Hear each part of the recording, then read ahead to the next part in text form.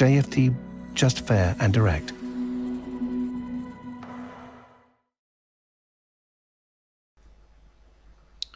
Okay, hello and good morning everyone. Welcome to JFD Traders Espresso with me, Darius Anucauskas. Today's the 12th of October 2020, so yep, welcome everyone. Welcome to this Monday's morning session where we're going to have a very quick look at the markets, a few charts, the usual stuff guys. But before we do that, as always, let's quickly have a read through our risk disclaimer. So, the content we produce does not constitute investment advice or investment recommendation, should not be considered as such, and does not in any way constitute any invitation to acquire any financial instrument or product. As always, a few seconds for you to read the rest and we can continue.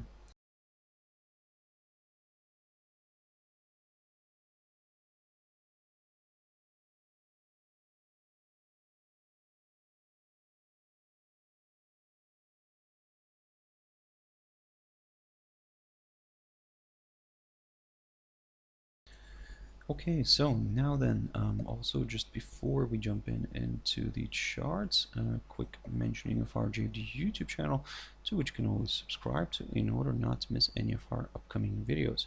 And of course our JFD Bank website and specifically our JFD research page, which we also update on a daily basis. So yep, feel free to visit us here on jfdbank.com and click on the research tab right there on the top. So let's have a look at the indices first. So the first one, of course, I want to touch on here is Nikkei. Now, last week I talked about this area right here, this 23,580 zone. Basically, what I was saying that in a way, if the price continues to balance above this area somewhere, then there's a good chance we could see a nice reversal here, a push higher. For now, given that we saw a bit of a decline here, the index traded in the red today. It's already closed, and because it's stuck here between this 23,580 zone and this 21-day EMA, I'll take a bit of a neutral stand here, maybe cautiously bullish, I would say, even because again, I would like to see this one kind of reversing back above this area, above this 23,580 zone, and now given this current situation, I mean, also a push above this barrier here at the highest point of last week, near the 23,725 zone. Yep, could do the trick for more buyers. So that's why for now, be very careful and wait for a pop above this area right here in order to maybe get a little bit more excited with the upside. But if the index starts climbing already back above this 23,580 zone, yes, like I said, we could start considering the upside. Just like I said, to be on the safe side, you could wait for a pop above the high of last week first. In terms of the downside, I would prefer to see a drop below the 23,300 territory here, somewhere around here, before considering lower areas. Now jumping into Shanghai Composite, and look at this beautiful move, and this is what I talked about last week, where I was mentioning that keep your eyes on this little short-term downside resistance line taken from the high of the 31st of August, for now, guys, basically, yes, everything's kind of working out here nicely for the bulls, but what I also wanted to show you, let me just remove this line because that's no longer valid. What I'm going to be keeping an eye on here is the high of the 21st of September, which is around the 3,350 territory. So as you can see, the index is currently trading, because it's still trading, it's currently sitting near this level, near this key resistance zone. So if you want to be on a little bit on the safe side, wait for that daily confirmation close, daily close above this area, and then we could consider a further move higher. But to be honest, as I mentioned to you yesterday, that if this downside line gets broken, then we will already start looking at some higher levels on this one. But now, given this the fact that it's currently getting hold up near this the high of the 21st of September, now we will, like I said, we'll be a little bit careful, and we would wait for a nice good further move above this area in order to aim for a further move higher here. And as I've mentioned to you guys last week as well, that overall, what I'm keeping an eye on here is this little kind of range, which is roughly between the 3,181 zone and the 3,456 territory, sorry, 57. And in a way, if it continues to push further north, yes, that's great news for the buyers, but be very careful near the upper bound of the range here, guys. And then, yep, we'll take it from there. Now jumping into German DAX, so the index here pushed nicely to the upside last week. Maybe not much, but nevertheless we'll take that. However, as you can see, it remained between these two levels. If you remember, I was talking about last week when in well, most of my videos, I was mentioning these two levels. Basically, if you want to aim for some further move higher, then yes, you could keep an eye on this 13,116 zone marked by the low of the 18th of September, and then yes, a further move higher. If we get a break above this, of course, we could start looking at some slightly higher levels here. In terms of the downside, if we get a drop below this 12,000 or should I say 13,000 mark, the psychological 13,000 zone, then yes, there could be a chance to see maybe a bit of a correction here to the downside towards this upside support line taken from the low, the 25th of September. And then, of course, we would take it from there, because if this upside line does provide decent support, then we could say a nice rebound and a push higher. But if it fails to do so, then of course lower levels could be met. And let me double check the cash index and where we're currently sitting at. We can see that actually the price is already trading around 13,122 mark. So in other words, above this area right here. So we could be getting ourselves a nice opening gap here to the upside. Well, first of all, probably we'll get ourselves a nice opening gap here to the upside, but also in addition to that, the price would be placed above this area already, and in a way this kind of increases the DAX's chances of pushing further north, where the next target here, and let me just probably adjust some of these levels, where the next potential target here could be this one here, the high of the 18th of September near the 13,263 territory, or a little bit further north. And let me just remove this highlighted area, and let me just also recycle one of these lines. Now, of course, one of the better targets for us here is this the highest point of September near the 13,460 mark, but we'll go step by step on this one. First, like I said, let's see if the index is able to remain above this 13,116 zone. If it does, then yes, the next potential target here is this 13,263 territory. Now jumping into gold, and gold here is well, is sitting nicely near this other downside line, which I talked about last week, guys. Last week, what I mentioned in the beginning of last week, was saying that keep your eyes on these two downside lines, although they're both a little bit maybe tentative, but nevertheless somehow they are playing out nicely. So the fact that we managed to break this downside line taken from the high of the 7th of August, that was great news for the buyers. You can see that the on Friday gold kind of pushed further north, but it got a hold up near this other downside line, tentative one of course, but nevertheless the downside line taken from the high of the 18th of August. Now, if you want to be a little bit more on the safe side, of course, a break of this downside line could open the door towards higher levels, and we could then start aiming for the 1972 zone, or even above that. But again, for now, let's see how all this is going to play out. But yeah, it could be quite interesting here for the bulls, but like I said, wait for that confirmation break. In terms of the downside, well, I mean, a drop back below this 1877 territory, below all of these downside lines, then this is where it could become quite interesting for the sellers. But for now, it seems that the downside could be slightly off the table. So let's see how all this is going to work out here for the bulls. But again, like I said, wait for that confirmation break. Silver is unlike gold, silver is performing much better. And last week I talked about this one, and I was telling you guys to keep an eye on this 24.40 zone, and look what kind of beautiful move we had.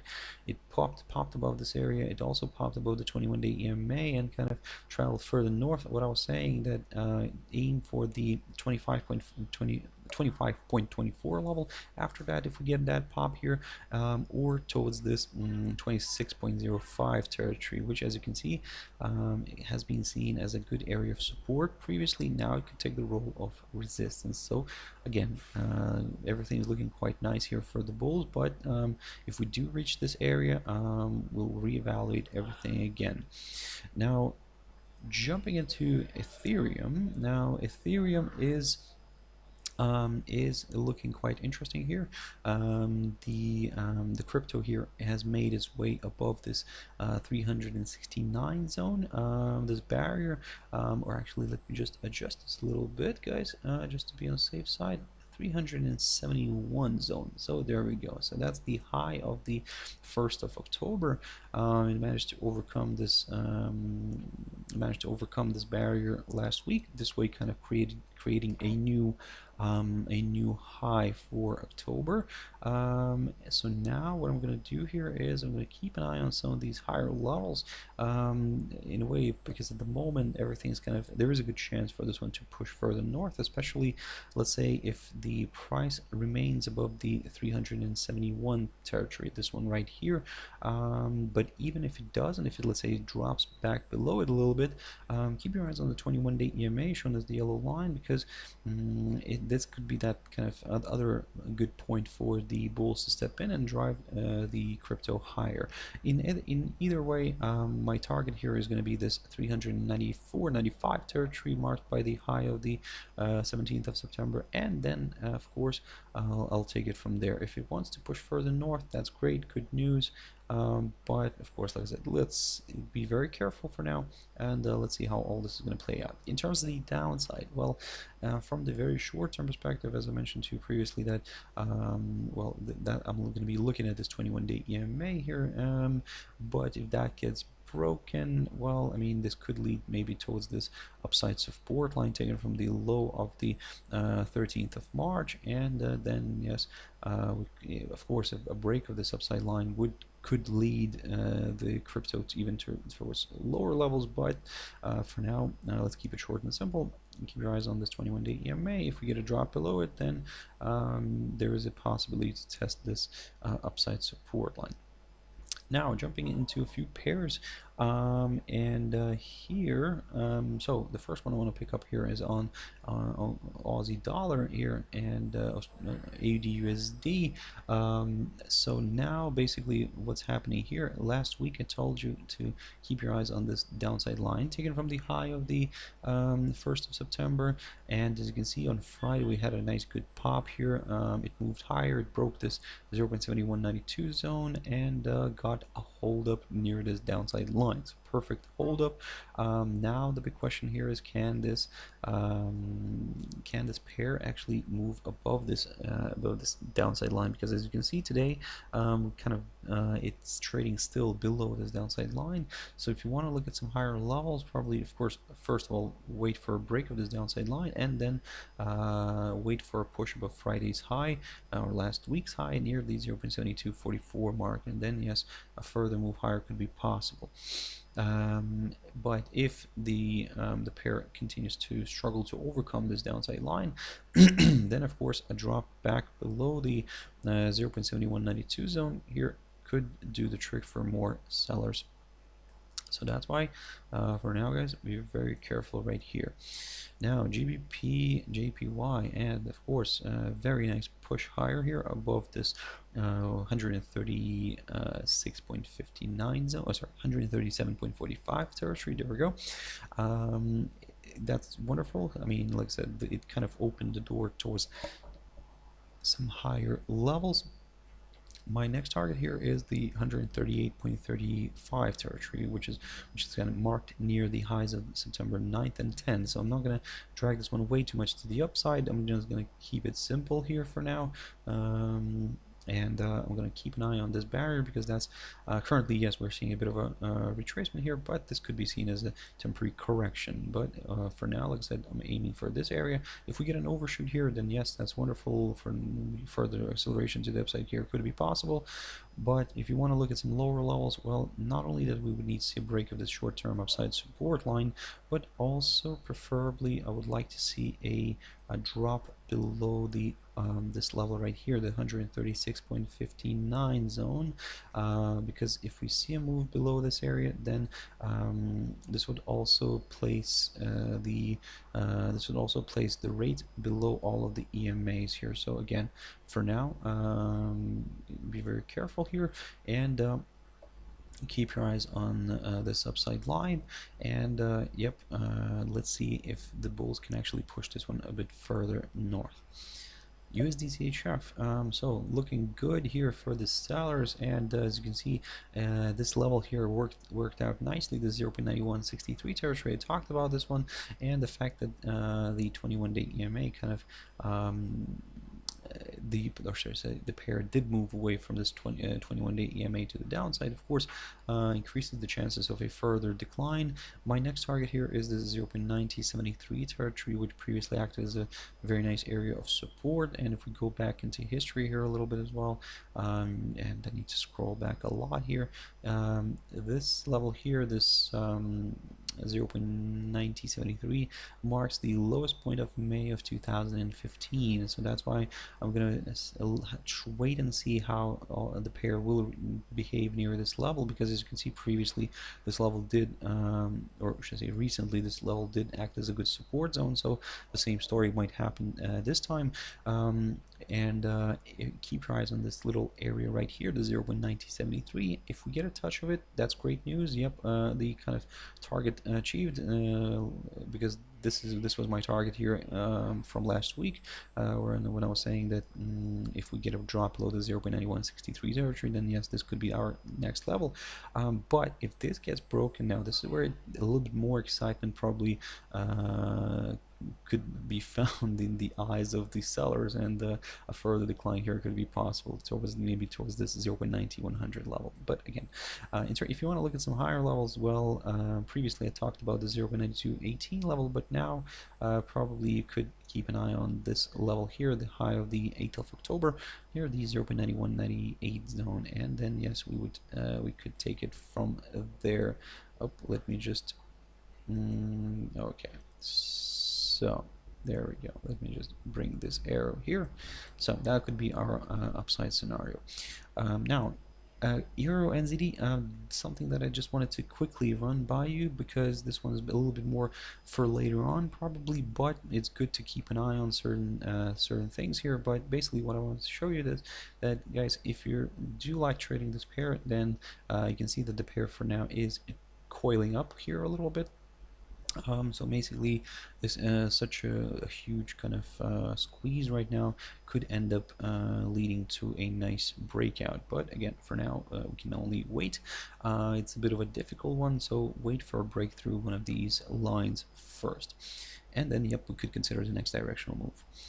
Euro GBP. Now this one is quite interesting, and basically I was talking about this one previously last week and the week before that, where I was saying that yes, the pair seems to be forming a nice falling wedge pattern here with these few false breakouts, as you can see here, because what I was saying previously, that if you want to aim for some higher levels, given that we already had this false breakout which kind of traveled nicely to the upside here, but then at the end of the day it kind of still dropped back inside this pattern. Now if we get a break of this downside line, maybe for now at this point in time I would prefer to wait for a push above the 0.9157 territory first, and then aim for some higher levels. At the moment, it's not the case. At the moment, the pair is continuing to move within this pattern. At the moment, the kind of the main target here could be this low, the low of the 28th of September, which is around the 0.9025 zone. It's just slightly below that, we do have the lower side of the falling wedge and the 100-day EMA, which in a way could also play out nicely. But again, for now, I'm just going to aim for this 0.9025. And finally, EURUSD. So on Friday we had a nice ending of the week. The rate remained above this 1.18 territory. Today you can see that although we saw a bit of a decline, a bit of a correction back down, still the rate remains above that 1.18 territory. So in a way, all this, of course, positivity increases the pair's chances of moving further north towards this 1.1918 level. That's my next target, and then we'll take it from there. If that gets broken, that's wonderful. We'll aim for or further higher levels, but at the moment let's keep it careful, short and simple, and if we see the rate continuing to balance above this 1.18 territory, that's great news. If it falls below it, then I'll take a bit of a neutral stand, because if I want to look at some lower areas here, I would prefer to maybe wait for somewhere for a drop below this 1.1696 territory first, and then consider a further decline. But again, for now, it's leaning a little bit more to the upside, but if it struggles to remain above this 1.18 territory, then yep, a bit of a maybe correction here lower could be possible. However, again, I would prefer to wait for a drop below this 1.1696 territory first, before let's say aiming for some lower levels. So guys, I hope you found it useful, and thank you very much for watching and listening. I really appreciate your time, and I can see that some of you do put likes, and I really appreciate that, guys, as well. So I hope you kind of really enjoyed it and found it useful. If you want to catch my video later on, my traders tea time is always, guys, 13:15 GMT time. I'll pick up on some of these instruments, maybe some new ones, and yeah, we'll take it from there. So, but stay safe, guys, both health-wise and market-wise, and I'll see you later. Thank you very much, and bye-bye.